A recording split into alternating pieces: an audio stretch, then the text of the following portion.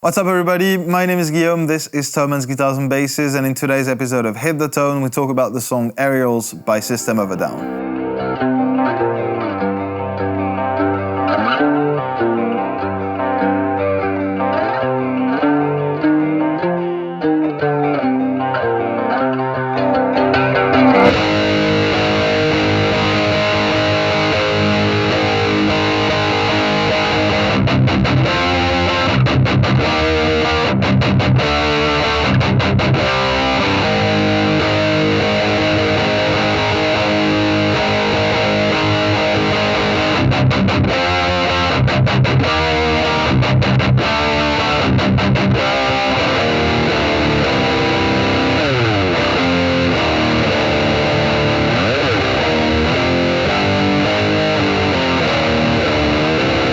Hey, what is up guys? Welcome to this new episode of Hit the Tone on Thoman's Guitars and Basses. Hope you're all having a great day today. We'll be talking about the song Aerials by System of a Down, starting with the guitar setup.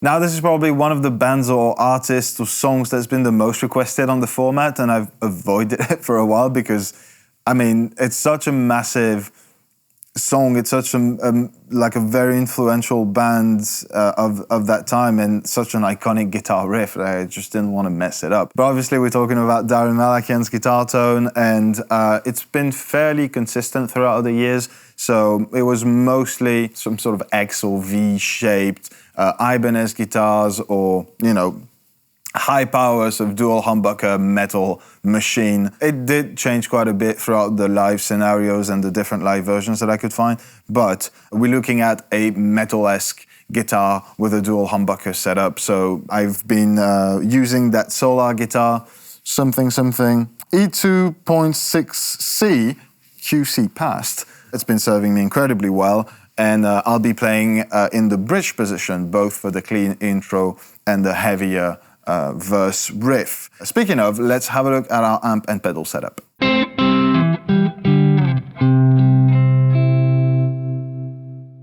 And now again, fairly consistent for using Marshall amps for the most part. I've seen a bunch of different ones, sometimes paired together, some JCM stuff, some JVM stuff. But all together, if you isolate the guitar, a fairly sort of traditional mid-forward, mid-push sound compared to like the metal and the new metal that was happening at just about the same time. That was very scooped, very Mesa-esque. Daron's guitar sound was always like very full and very, yeah, Marshall-esque. So I went with the JCM 800 Lead Series combo, which you've seen quite a lot of. Now the only problem with that choice in particular is that it's a one-channel amplifier. There's so many variations of 800s that have been like dual channel, modified to be dual channel. This is not one of them, so I'll have to tweak the settings in between the clean sounds and the high gain to get to the result that I want.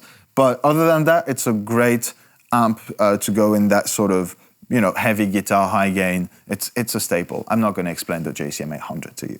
But I'll be using it in collaboration with the JHS Bonsai in the OD1 mode to push the front end of the amp and just add more gain, make it just tight and chuggy.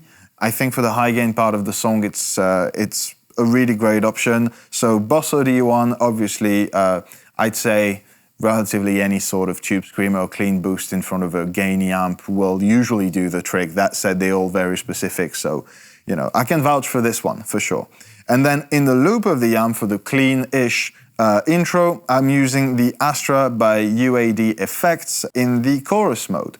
Now, I'm using that one in particular because that one was here, and that was the only chorus in the studio. That being said, I think anything from the more classic choruses, the Boss C2 ensemble, so that's C5, I think. It's not a very specific chorus, it's not very pronounced, but it is present in that intro, so you do want to have some of that. I'll be linking everything, as usual, that I'm using today in the description box down below, as well as a bunch of alternatives at different price points if you guys need a new chorus or a new tube screamer, because we all need a new tube screamer. But with that said, what I'm going to do is play the JCM clean, then add the chorus so you can hear the difference, and then I'll swap the settings for my high gain sound, play it like that, and then add the bonsai so you can hear said difference.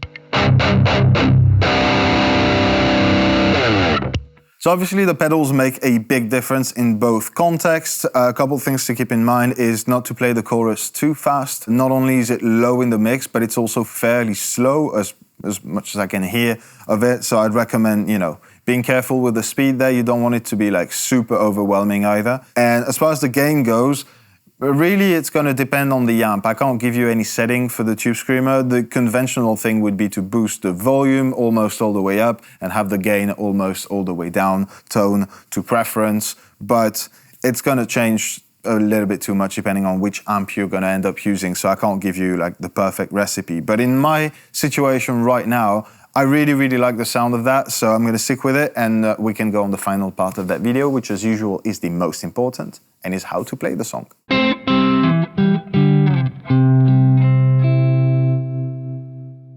And the usual tuning note to begin with, we are going to be tuned in drop C for that song. You want to drop all your strings a full step down from E to D, and then drop the low D down another step to C. Please keep in mind that if you do that kind of thing, it's a very, very popular tuning. So if you go into metal, you're not going to run out of songs to learn. But you will probably have to change your strings for something that's a little bit thicker and that can handle the lack of tension due to the down tuning. Those, for reference, are 11 to 54, and they work pretty well with that tuning and that scale length. But with that said, let's have a closer look as to how we play that riff exactly.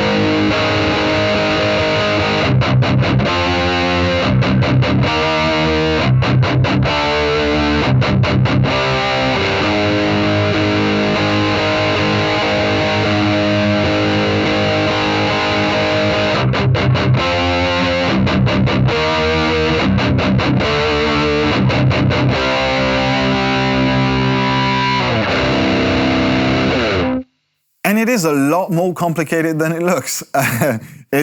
Everything is down-picked and it's fairly fast, but it's a real coordination exercise not to skip a string or not to, try and alternate pick half of it and then go back and try and down-pick and lose count of just where you're at, basically. It's not hard to play on the fretting side. There's a little bit of sliding noises there that could be avoided if you use like GHS,